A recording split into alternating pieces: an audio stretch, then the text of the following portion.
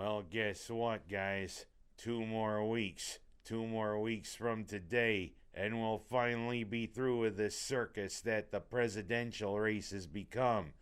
How many of you are sick about hearing day in, day out about what Trump's doing or about what Clinton's doing? And I mean, one person said it best. Out of the 300 so million people that live in the United States, it's just these two extremely flawed individuals we got to run our country for the next 4 years, you know.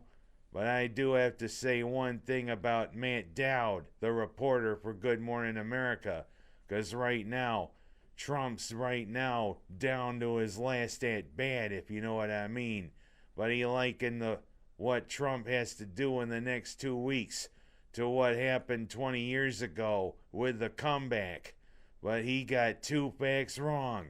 I mean, Buffalo was trailing Houston 35-3 in the third quarter. But he's like, it's the fourth quarter. Buffalo's down 32 points. Well, you know what? He kind of said 28 points, but it took the entire second half for the Bills to get back and win against the Oilers, especially when we went into overtime for Christie to kick the winning field goal. And secondly, wrong quarterback. He's got to channel his inner Doug Flutie. That's what Dowd says. No, he's got to channel his inner Frank Reich, because it was Frank Reich who directed the comeback. Dowd, learn your sports history. Learn your Buffalo sports history. Because this Bills fan and all the other Bills fans here in New York and around the country would definitely get on your case, buddy. And besides, you're part of the reason why Trump's trailing. Because he hit it right on the head. The media is partly to blame, I think, for him being behind. Because, the media is pretty liberal. And who do the liberals like? The Democrats. Well, you know what? Trump is, for my allegory, to see what Trump has to do, he has to be Kirk Gibson on two bad legs, stepping up to the plate in Game 1 of the 1988 World Series and hitting that home run. His only at-bat in the 1988 World Series, and he delivers. It helped Los Angeles win the World Series that year. That's what Trump's got to do, and he has to do it in the next 2 weeks. And I think me and a lot of others are going to breathe a sigh of relief once this election thing's over.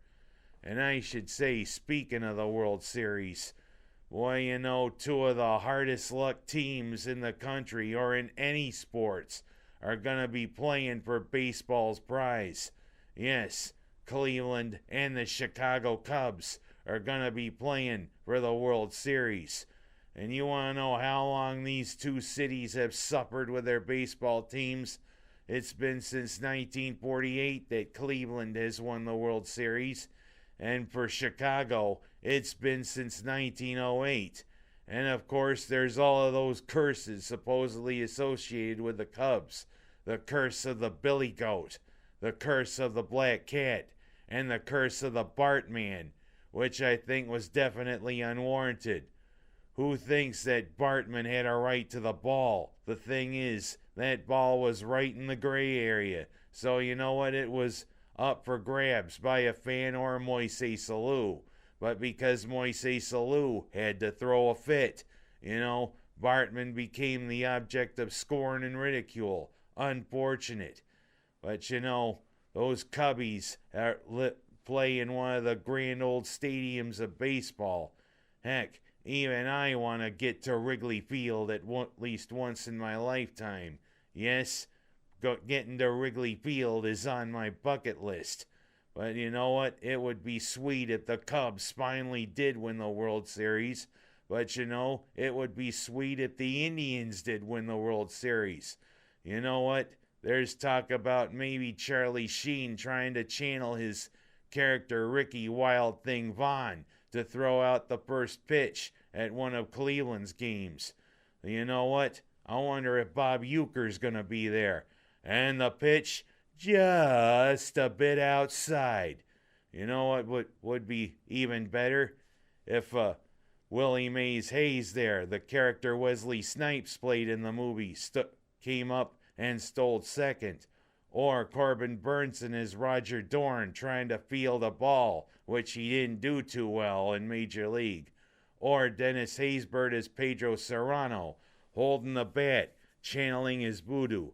Right now, I say forget you, Jobu, and hitting it out of the park. But you know what?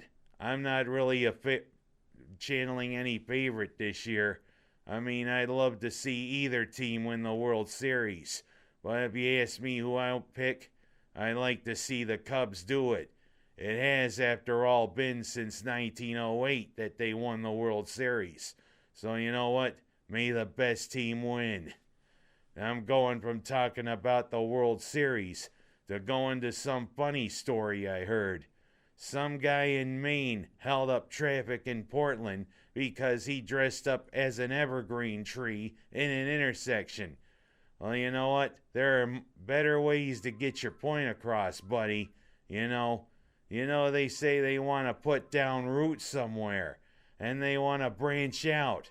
But dressing up as an evergreen tree and going right into the middle of a busy intersection, I'm going to go out on a limb here and say that maybe you're a little off base, if you know what I mean. Well, that's the trunk of what I say about this. But you know what? Disguising yourself as a tree to get a point across, maybe about environmentalism, maybe it's a good idea. But don't do it in an intersection, please. And I mean, I'm going from there back to some sports. Orange Madness was this past week in the Carrier Dome when, seems as though the basketball teams like Kentucky and Duke like to do Midnight Madness. Of course, it was Orange Madness. They had a dunk contest, they had a shooting contest, and Jada Kiss was there playing some songs. But I'm just wondering, when are we finally going to get some recruits, Orange basketball? We've got about 8 or 9 really lined up. It seems like nobody wants to pull the trigger.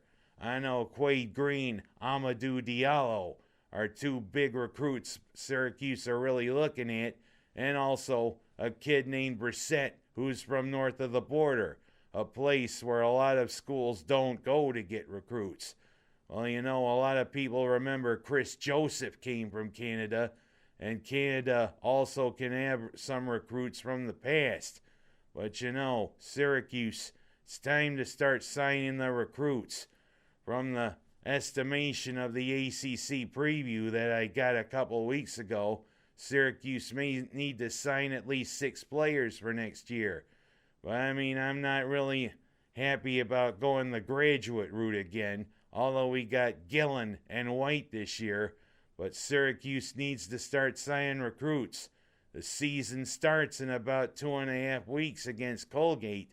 Well, maybe about 1.5 weeks if you count the exhibition games. It's almost time for Syracuse basketball. Let's get with it, Cuse. And last but not least, how about Buffalo there in Miami? Now the thing is, I know Miami was channeling the old school route. Because you know what? I do not like the new uniforms that the Dolphins have the last few years. They went old school, back to the 70s. But it seemed as though J.A.J., their running back, was channeling the old school with the way he ran, conjuring images of the $1 million backfield, conjuring images of Ricky Williams, although Williams decided to leave abruptly. But who'd have thunk J.A.J. was going to turn into Jim Kick, Larry Zonka, and Mercury Morris combined? Or maybe look like Jim Brown. Come on, Bills. Losing to Miami? Ugh. And of course, we got Pretty Boy Brady and that Buffalo traitor Rob Gronkowski coming into Orchard Park this week. You know what? Time to send Pretty Boy Brady and Gronkowski back to Foxborough crying, because you know how pretty boys are. Well, that's pretty much all the time I have this week, and congratulations to the football team with a big win over Boston College. We're nearing bowl eligibility. Dino Babers keep up the good work. That's all I have time for this week. This is Kenny's Two Pennies. Out.